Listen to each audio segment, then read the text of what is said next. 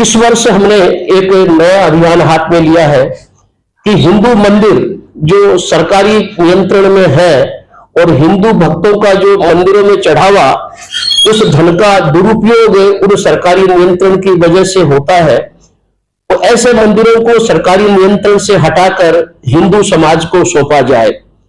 इसलिए हमने इस वर्ष फरवरी में एक बहुत बड़ी जनसभा आंध्र प्रदेश में विजयवाड़ा में एक आयोजित की।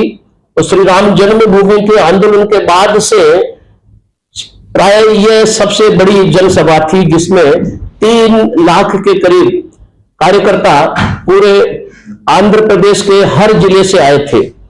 इतनी बड़ी सभा में सभी संतों ने और सभी हिंदू बंधुओं ने एक स्वर से सरकारी नियंत्रण से मंदिरों को मुक्त करने का आह्वान किया, संकल्प लिया।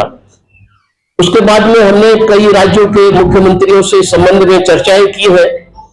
ये विषय हम आगे बढ़ा रहे हैं, ये नया विषय हाथ में लिया है और श्री राम जन्मभूमि के आंदोलन के बाद से ऐसा लगता है कि यह विषय मंदिरों को सरकारी नियंत्रण से मुक्त कराकर हिंदू समाज को सौंपने का विषय समय लगेगा, लेकिन विश्व हिंदू परिषद इस संबंध में जैसा आवश्यक होगा जमीनी आंदोलन से लेकर कोर्ट तक हम लड़ाई लड़ेंगे। और चूंकि ये प्रभु का काम है, हमको पूरा विश्वास है इस विषय में हम पूर्णतः सफल होंगे।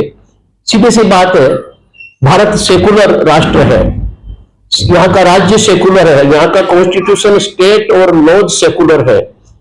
जब राज्य और किसी भी धर्म के उपासना पद्धति पर या उपासना केंद्रों पर कोई नियंत्रण नहीं करता, तो किसी भी राज्य को सिर्फ हिंदुओं के उपासना केंद्रों पर नियंत्रण करने, उनकी संपत्ति का उपयोग करने या दुरुपयोग करने और हिंदुओं के चढ़ावे का दुरुपयोग करने का अधिकार एक सेकुलर स्टेट में बिल्कुल नहीं होना चाहिए।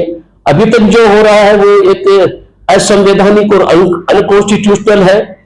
अंग्रेजी सरकार ने, ईस्ट इंडिया की गवर्नमेंट ने अपना रेवेन्यू बढ़ाने के लिए इन मंदिरों को कब्जे में लिया और एक लोकतांत्रिक देश में निर्वाचित सरकारों को इस प्रकार की एक शोषण की प्रथा को निरंतर जारी रखने का कोई संवैधानिक नैतिक अधिकार नहीं है। और इसी आधार पर विश्व हिंदू परिषद इन मंदिरों को सरकारी नियंत्रण से मुक्त कराने का आंदोलन हम शुरू करने जा रहे हैं।